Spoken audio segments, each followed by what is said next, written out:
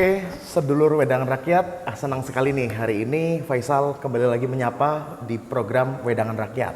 Nah, sebagai warga negara Indonesia tentunya kurang afdol nih kalau kita nggak mengetahui seluk-beluk tentang pemerintahan di Republik ini. Salah satunya adalah unsur yang ada di pemerintahan kita yaitu DPRD atau Dewan Perwakilan Rakyat Daerah. Salah satu unsur penyelenggara pemerintah yang ada di daerah. Nah, ngomong-ngomong tentang peran serta pemerintah daerah dan juga bagaimana kiprah DPRD beserta tugas dan fungsinya tentunya, kita kayaknya harus ngobrol langsung sama figur yang memang sehari-harinya bekerja atau memangku jabatan di DPRD. Nah, sudah ada bersama saya di sini Bapak Subagio sebagai Ketua DPRD Kabupaten Banyumas. Selamat sore Pak Subagio. Selamat sore Mas Faisal. Selamat sore semuanya. Nah, hari ini ceria sekali nih Pak. Ya, alhamdulillah lah. Setelah beberapa segmen yang sudah kita lalui, kali ini kita kayaknya perlu ngobrol santai-santai Pak. Iya. Karena kita mau kepo nih. Jangan terlalu serius terus. Betul. Nah, kita kalau kemarin kan sudah ada pendidikan politik. Nah, kalau ini ada pendidikan politiknya, cuma lebih ke kepo ini tentang figur di balik seorang Subagio ini sebenarnya tokoh yang seperti apa seperti itu. Saya ucapkan selamat dulu ya Pak untuk sudah terpilih. Terima kasih Mas Ketua DPRD Banyumas. Semoga bisa amanah dan juga bisa membawa Banyumas ke arah yang lebih baik tentunya. Terima kasih. Oke, langsung saja nih Pak, karena udah mungkin banyak yang penasaran, mungkin bisa diceritakan sedikit latar belakang Bapak ini sebenarnya siapa dan backgroundnya ini sebagai apa seperti itu. Mungkin bisa diceritakan, dideskripsikan saja Pak. Oke, terima kasih Mas Faisal. Saya itu orang desa Mas.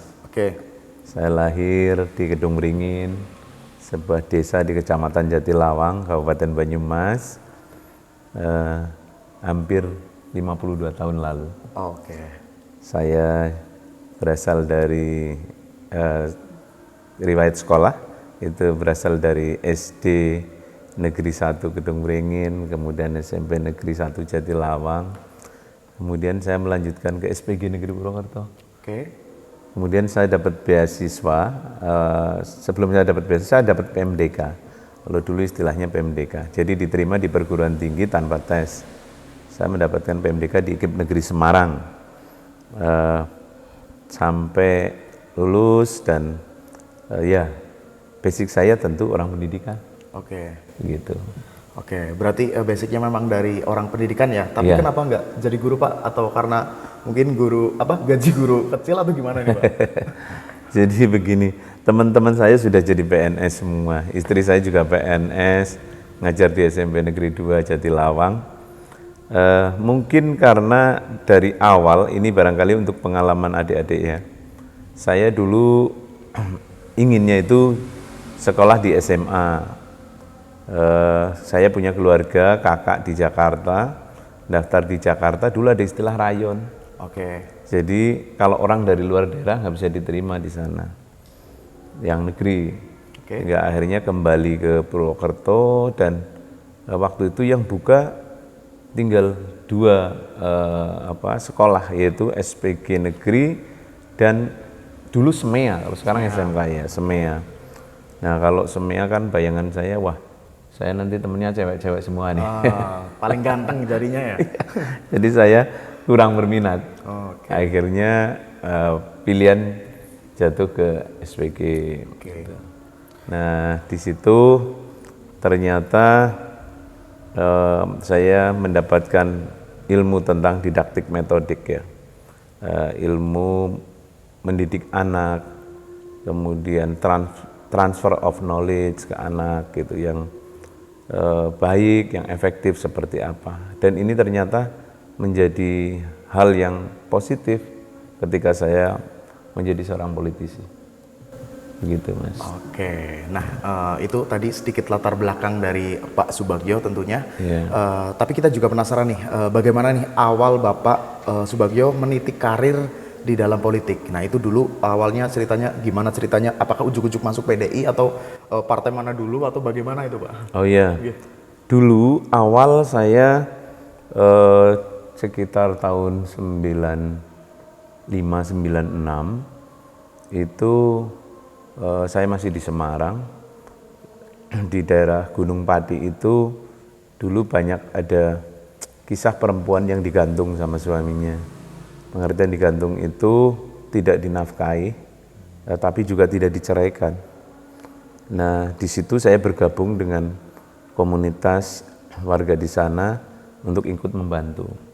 Dilalah setelah jalan-jalan ada kejadian yang luar biasa, yaitu Bu Mega sebagai Ketua Umum PDI waktu itu dikudeta kan sama Pak Suryadi.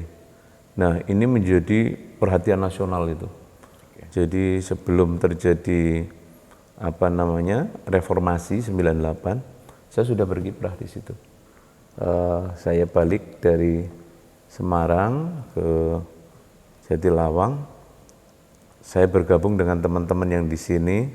Waktu itu Pro Mega itu luar biasa. Jadi semangat dari wong cilik yang membebaskan diri dari keteraniayaan, kungkungan kekuasaan, kooptasi kekuasaan Orde Baru itu luar biasa. Dan PDI adalah orang yang dibiarkan hidup, tapi dibuat hidup segan mati tak mau, barangkali gitu ya. Jadi silakan PDI, P3 ada, tetapi tidak boleh besar. Yang besar hanya Golkar waktu itu. Kalau kita cerita Golkar itu bagian dari sejarah. Jadi bukan berarti kita cerita Partai Golkar. Partai Golkar itu lain. Partai Golkar itu setelah Golkar bubar baru berdiri Partai Golkar. Jadi ketika kita cerita Golkar sebagai sejarah, ya memang memilukan. Di bawah kepemimpinan rezim otoriter Soeharto, bangsa Indonesia dikup dalam satu kekuasaan yang otoriter, di mana tidak ada kesempatan orang-orang kecil itu berpartisipasi dalam pengambilan keputusan di pemerintahan. Saya masih ingat dulu ketika saya menggelorakan perjuangan untuk PDI Perjuangan di saat menjelang pemilu 99. Itu saya dulu menggunakan lagunya Salim Iklim. Oke, apa tuh Pak? Syairnya begini. Oke. Ku harap engkau kan terima, walau dipandang hina, namun hakikat cinta kita, kita yang rasa. Ini dulu saya menggambarkan begini, bahwa orang-orang kecil yang dihinakan, dihambat hak-hak politiknya gitu. Dulu ada satu jargon, kalau bisa dipersulit kenapa dipermudah? Kalau bisa dihambat kenapa dimudahkan gitu. Jadi buat mereka yang berbeda pandangan politik itu seperti musuh politik. Orang PDI itu terkenal sebagai partainya wong cilik gitu, yang pada saat itu memang begitu sulitnya. Untuk ikut kampanye saja harus bajunya diumpetin dulu. Baru jalan, nanti di tempat perkumpulan itulah baru dipakai. Karena orang tua kita, apalagi yang pegawai negeri, bapak saya kan pegawai negeri, guru SD, itu takut karena ada kewajiban monoloyalitas yang disalahartikan. Sebagaimana dulu ada dwifungsi ABRI yang juga disalahartikan. Gitu. Jadi peran-peran oleh pos-pos kekuasaan untuk mengendalikan masyarakat itu sangat luar biasa, sangat represif. Nah, karena orang kecil itu dianggap begitu hina, maka tadi saya aku harap engkau kan terima walau dipandang hina gitu. Kemudian ada syair berikutnya, suatu hari nanti pastikan bercahaya, pintu akan terbuka, kita langkah bersama, di situ kita lihat bersinarnya hakikat, debu jadi permata, hina jadi mulia, bukan hayalan yang aku impikan, tapi keyakinan yang nyata. Begitu Mas Faisal. Oke. Jadi dengan syair lagu itu bangkitlah semangat masyarakat untuk ayo kita menangkan PDI Perjuangan, ayo kita bela Megawati itu. Dan alhamdulillah sampai saat ini PDI yang terkenal dengan partainya Wong Cilik, partai sandal jepit, sudah mendapatkan kepercayaan dari masyarakat sehingga bisa beberapa kali memimpin negara ini gitu. Oke, tadi sebenarnya kita di belakang udah sempat ngobrol nih. Tadi sempat juga di spill kalau Pak Subagio ini kiprahnya di DPR ini belum pernah gagal nyalon gitu Pak. Iya betul. Nah, tapi kita berarti skip pertanyaan tentang pelajaran kegagalan itu. Mungkin bisa diceritakan aja Pak, kira-kira perjalanan Bapak dari tadinya kan sebagai anggota DPRD gitu Pak. Iya betul. Nah, menjadi ketua. Nah, itu kan pasti berbeda. Nah, bagaimana sih ceritanya dari mungkin anggota DPRD ya, dan sekarang sudah menjabat sebagai ketua. Nah, itu mekanismenya seperti apa atau ada nilai juangnya seperti apa? Begitu Pak, boleh dijelaskan? Ya, saya ceritakan dulu tentang awal saya nyalon ya Mas, supaya nanti menginspirasi anak-anak muda. Sebenarnya harusnya saya sudah yang kelima kali ini jadi anggota dewan. Cuma akhirnya secara kalkulatif baru 4 kali. Kenapa? Tahun 2004, pemilu kan 1999. Nah itu, waktu itu pun saya mau dicalonkan, tetapi saya memberikan kesempatan kepada senior.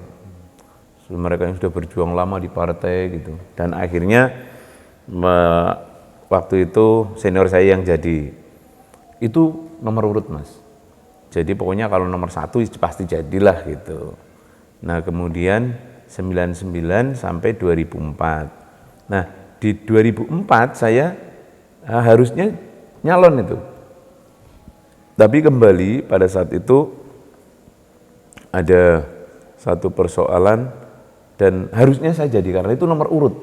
Nomor urut.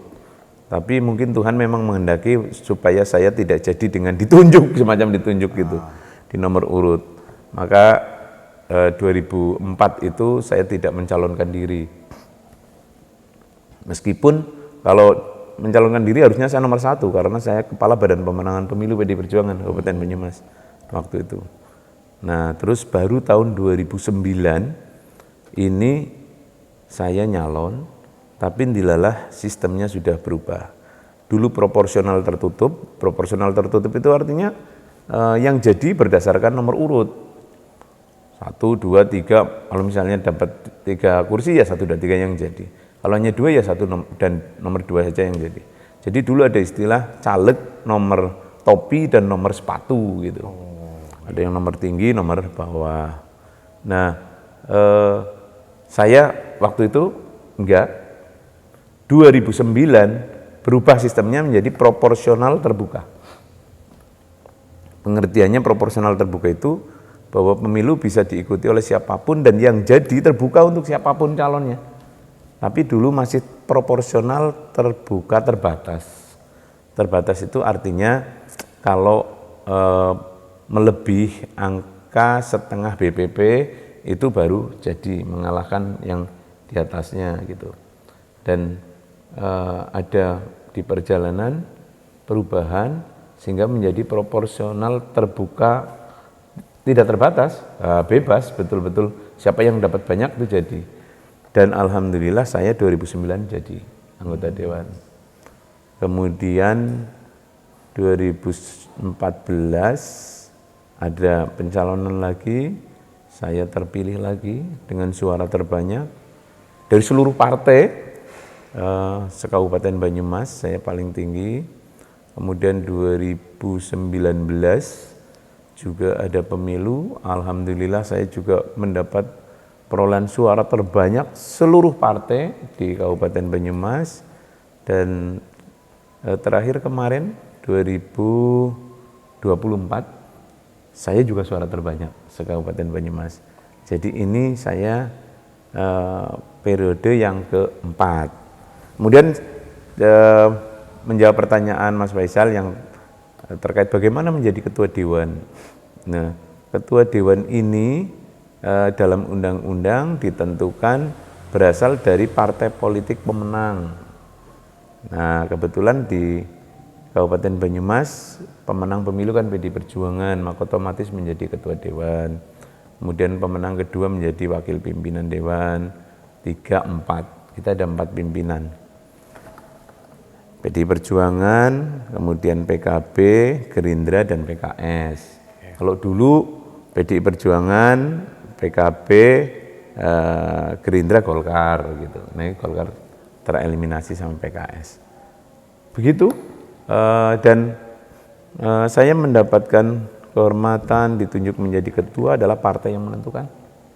Mungkin ada pertimbangan yang kalau di PDI Perjuangan kan lebih dilihat kemampuan leadership dan sebagainya gitu. Sehingga alhamdulillah saya terpilih begitu. Oke. Kemudian ini nih Pak, ada nggak sih mungkin perbedaan ketika menjadi anggota DPRD dengan menjadi ketua DPRD? Ya. Gitu. Ada Mas, ada. Jadi waktu jadi anggota DPRD tidak seberat menjadi ketua. Ketua itu lebih berat di tanggung jawabnya. Bayangkan kita ada di komunitas politik yang semua punya induk organisasi partai politiknya, yang tentu pada saat punya kepentingan tertentu bisa menyatakan tidak setuju, bisa walk out gitu.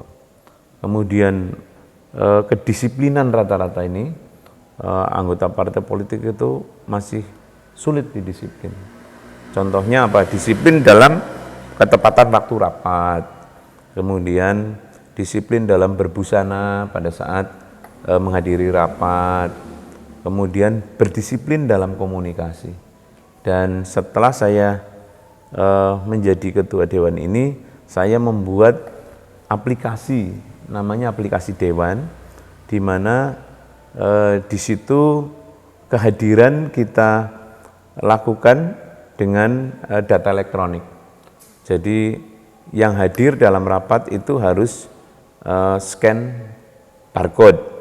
Nah, jadi setiap yang datang dalam rapat jam berapa, menit ke berapa, detik ke berapa itu akan terekod dengan baik.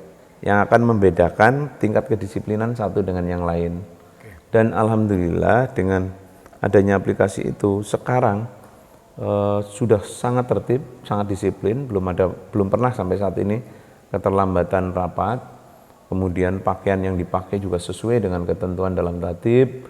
Kemudian kedisiplinan diskusi menggunakan bahasa-bahasa yang normatif dalam rapat, santun dan sebagainya sudah terjadi gitu Mas. Oke, berarti itu tadi adalah hal baru ya yang Bapak terapkan mungkin di periode yang sedang Bapak pimpin ini. Betul, mungkin satu-satunya di Indonesia ini. Oke, luar biasa Pit, perlu diapresiasi nih ya. Berarti kemudian ada kebijakan baru nggak sih Pak? Atau yang memang perlu diperbarui atau mungkin perlu diperbaiki lagi, misalnya apa? Mungkin perda yang baru atau gedung baru misalnya Pak. Nah itu gimana itu Pak? Bisa diceritakan mungkin?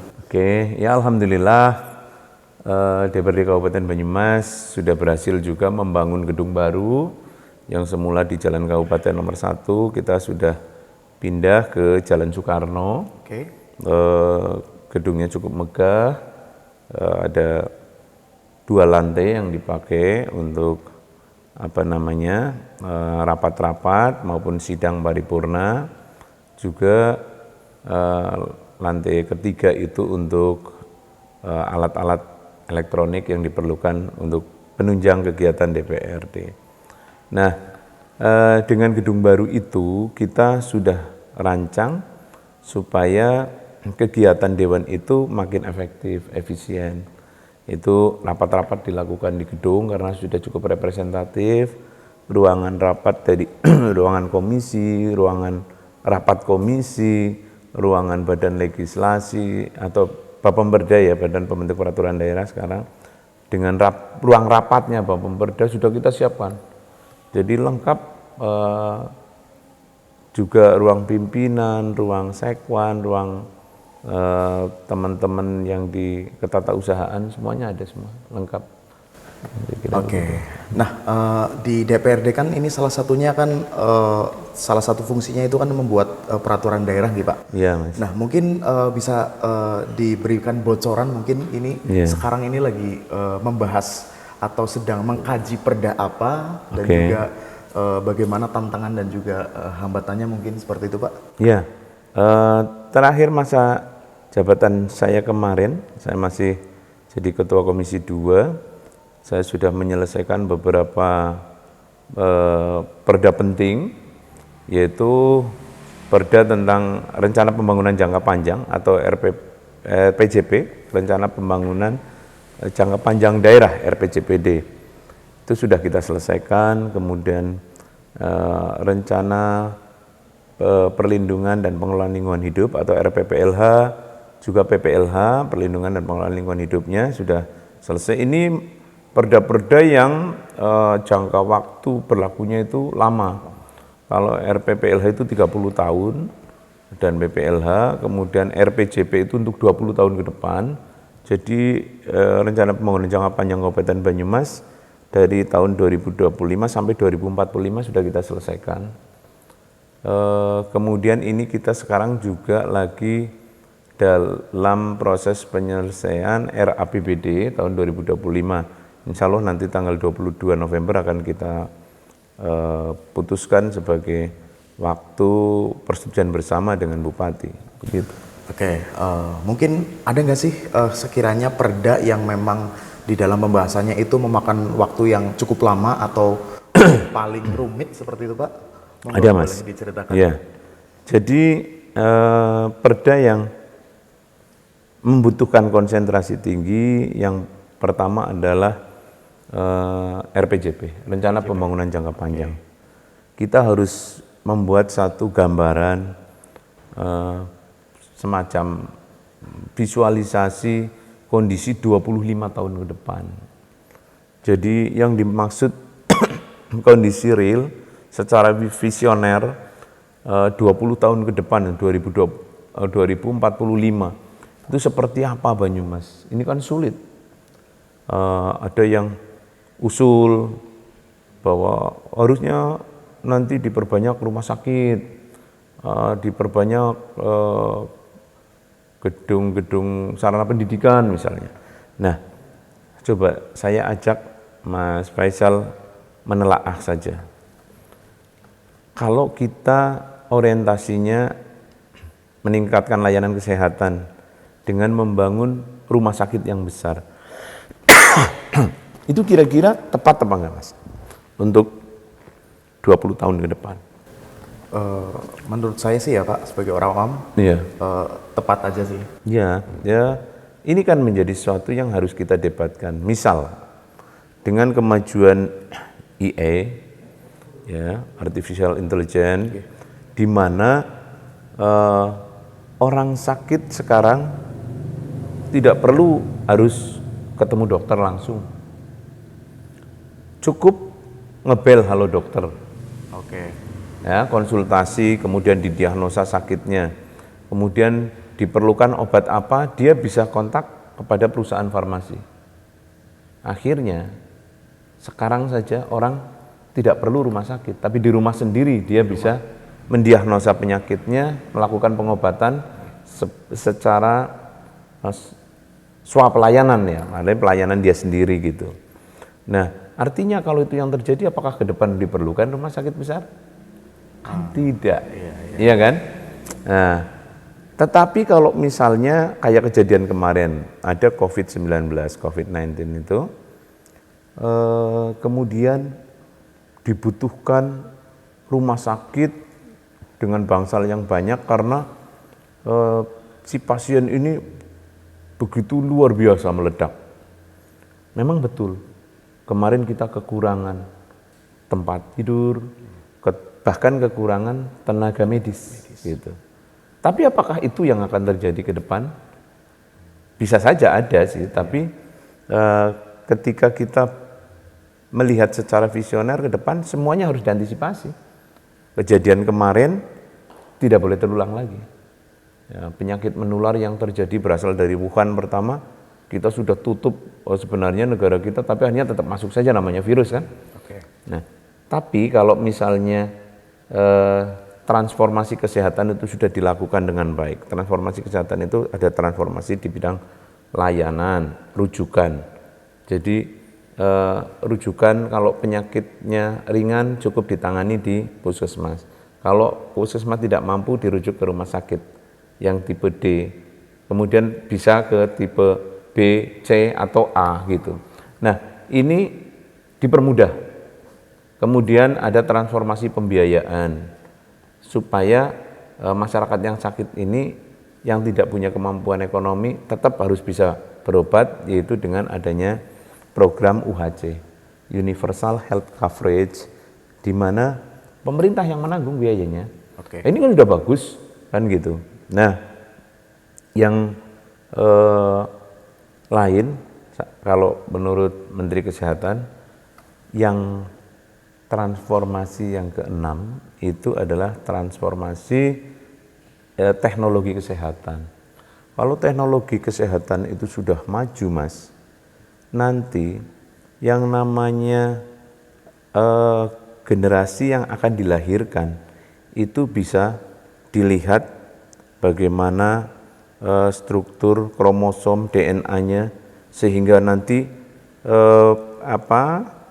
potensi keturunannya itu harus mereka yang berkualitas, yang anti alergi misalnya, kemudian punya kekebalan terhadap virus gitu. Nah, kalau generasi itu yang sudah muncul, maka kita tidak perlu membiayai orang sakit alergi apa, virus apa, kan gitu.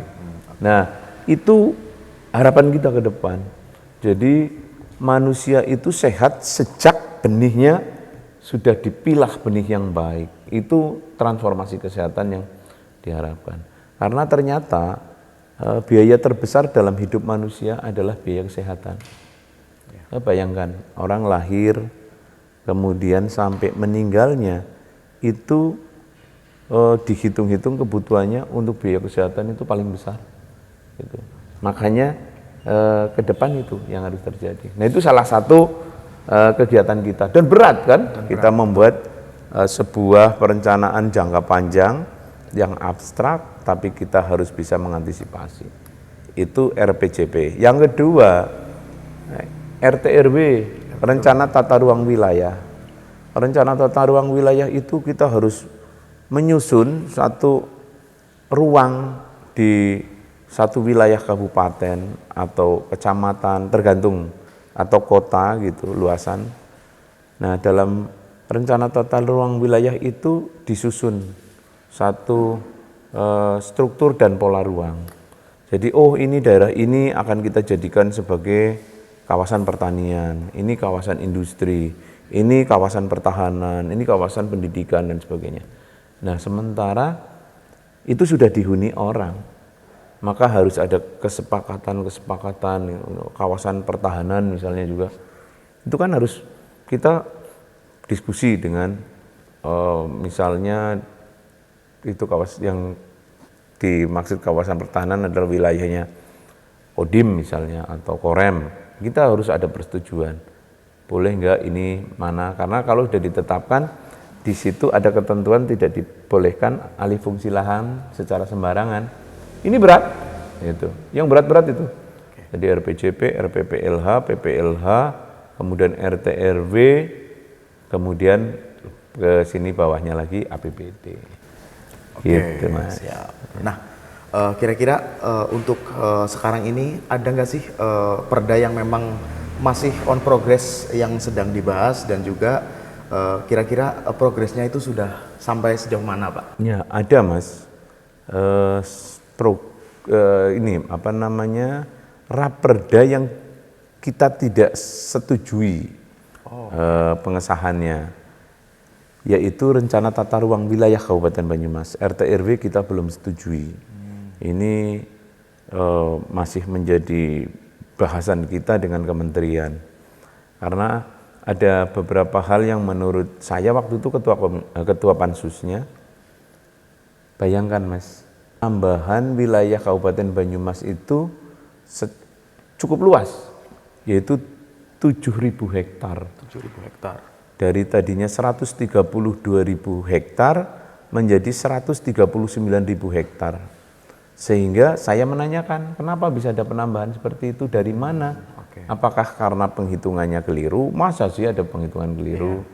Atau karena peta yang dipakai, mungkin foto citra satelitnya berbeda atau bagaimana? Dan sampai saat ini tidak ada jawaban. Dan pendekatan yang dilakukan waktu itu dari petugas kementerian mengatakan bahwa ya itu sudah ditetapkan dengan keputusan menteri dan itu tidak bisa membuat kejelasan. Maka saya tidak berani mencahkan. Termasuk ada beberapa satu wilayah yang dialihfungsikan tapi kita tidak mengusulkan. Tahu-tahu dari pusat disuruh untuk menyesuaikan. Ini harus dibebaskan. Padahal itu tanah subur yang menurut saya harus saya pertahankan menjadi wilayah pertanian. Karena Banyumas adalah kabupaten yang agraris, yang masih sebagian besar penduduknya adalah petani. Dan menurut saya pengalihfungsian lahan dari pertanian ke yang lain itu mesti harus kita hambat sekuat-kuatnya. Karena ke depan isu krisis pangan global ini menjadi sesuatu yang sudah dekat sekali di depan mata kita akan terjadi. Oke. Ya, untuk saat ini nih Pak, ada nggak sih perda yang mungkin paling urgent dan perlu dibahas? Nah, itu perda yang seperti apa dan kenapa menjadi urgent seperti itu Pak? Ya, salah satunya adalah tentang pajak dan retribusi. Kenapa urgent? Karena ini kan berjalan kan, pajak retribusi kan harus disesuaikan. Untuk satu wilayah, pembiayaan pembangunan kan berasal dari pajak daerah salah satu sumbernya kan gitu. Nah, tapi kalau misalnya pajak dan retribusinya kecil kan tentu pembangunannya juga kurang mendapatkan dukungan pendanaan. Nah, karena itu harus dibahas betul. Bagaimana pendapatan dinaikkan tapi dengan tidak terlalu membebani masyarakat. Nah ini salah satu yang menurut saya urgent untuk kita diskusikan gitu. Oke. Nah di masa kepemimpinan Bapak sekarang ini di DPRD ada nggak sih mungkin sesuatu yang baru, perda atau kebijakan yang baru atau memang masih fokus melanjutkan dari kepemimpinan yang lama atau bagaimana Pak seperti itu? Iya, sekarang lagi kita inventarisir peraturan daerah kan sejak kabupaten ini didirikan sudah ada. Ya. Jadi kita inventarisir berapa banyak peraturan daerah yang sudah after date ya, artinya memang harus segera diperbarui. Kemudian perda-perda mana yang harus dinyatakan dengan perda sebagai sudah tidak berlaku dan harus dibuat perda baru, kira-kira begitu. Oke, siap. Ternyata banyak sekali ya bahasan-bahasan di DPR yang memang urgent sekali untuk dibahas. Nah, mungkin kita kembali lagi ke sosok Bapak Subagio itu sendiri sebagai anggota DPRD. Biasanya berarti untuk saat ini ngantornya sudah di gedung yang baru atau? Oh iya Mas. Sekarang sudah ada di gedung baru sejak tanggal 29 November tahun kemarin, tahun 2023 berarti ya. Oke. Iya, itu sudah dipindahkan kantornya. Walaupun belum sepenuhnya, ini mudah-mudahan nanti Desember sudah sepenuhnya pindah gitu Mas. Oke, mungkin nanti kan ada beberapa masyarakat yang ingin ngajak Pak Subagio ngopi kan bisa langsung ke kantornya beliau. Oh iya, boleh nanti. Betul, iya. Oke, mungkin ini menuju ke pertanyaan-pertanyaan terakhir nih Pak. Ada nggak sih himbauan untuk masyarakat terkait peran serta atau fungsi DPRD yang mungkin belum banyak orang ketahui? Mungkin bisa semacam membuat usulan atau DPRD usulan atau mungkin request kebijakan yang mau digarap sama DPRD itu biasanya itu mintanya kemana? Kalau minta aspirasi kan mungkin kayaknya banyak kok masyarakat yang sudah paham ya. Nah, kalau misalnya pengen bikin perda atau kebijakan yang mungkin dirasa urgent, nah itu ngadu ke siapa, prosesnya seperti apa itu Pak? Oke Mas, di DPRD itu ada yang namanya alat kelengkapan. Oke.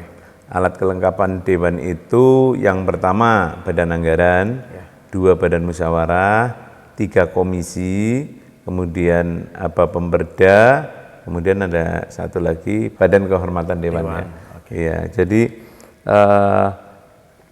melalui lembaga-lembaga itu masyarakat bisa berpartisipasi, mengadukan persoalannya atau mungkin mengusulkan pembuatan peraturan daerah boleh gitu. Kita terbuka. Bahkan kebijakan saya sebagai Ketua DPRD adalah menghendaki supaya Banyumas itu tidak lagi gaduh dengan demo-demo. Karena itu saya memfasilitasi kepada siapapun pihak masyarakat yang ingin melakukan klarifikasi, kemudian penyampaian aspirasi, bahkan mungkin perlu mengkonfrontasi satu persoalan dengan pihak lain, silakan sampaikan aja ke Dewan. Nanti Dewan akan memfasilitasi dengan mengundang pihak-pihak tertentu untuk berdiskusi bareng di situ. Oke, mungkin itu saja ya yang bisa kita ulik tentang fungsi dan peran serta DPRD. Mungkin nanti kalau misalnya ada yang pengen dibahas lagi bisa langsung main-main ke gedung barunya DPRD. Iya, nanti silakan. Bisa ketemu Pak Subagio seperti itu. Iya. Tutup dengan sebuah pantun nih. Ya. Oke, jalan-jalan ke Jatilawang. Wah, cakep. Malamnya mampir ke Oyo. Ya. Kalau pengen jadi politisi yang gemilang, jangan lupa tanyakan kepada Bapak Subagio. Aduh, luar biasa. Oke, matur suwun. Saya Mas ucapkan Faisal. sekali lagi selamat Ye. untuk Bapak Subagio. Semoga bisa amanah. Saya juga punya pantun ini. Oke. Kalau menjadi anak muda, lebih baik kita mengejar daripada dikejar. Cakep. Tetapi jangan lupa juga bahwa ada pemuda yang namanya Faisal. Kalau anak muda mau punya makna, maka jangan lupa belajar supaya jangan sampai menyesal. Teman-teman ataupun Bapak dan Ibu dimanapun Bapak Ibu berada, saya sebagai SPD MSI, Ketua DPRD Kabupaten Banyumas, mengingatkan kepada kita semua, ada kewajiban di tanggal 27 November besok, untuk mari kita memilih Kepala Daerah, Gubernur, Wakil Gubernur, dan Bupati, Wakil Bupati Kabupaten Banyumas. Mari kita lakukan dengan penuh rasa tanggung jawab untuk menjadikan Jawa Tengah makin makmur, Banyumas makin makmur, sejahtera rakyatnya. Terima kasih. Assalamualaikum warahmatullahi wabarakatuh.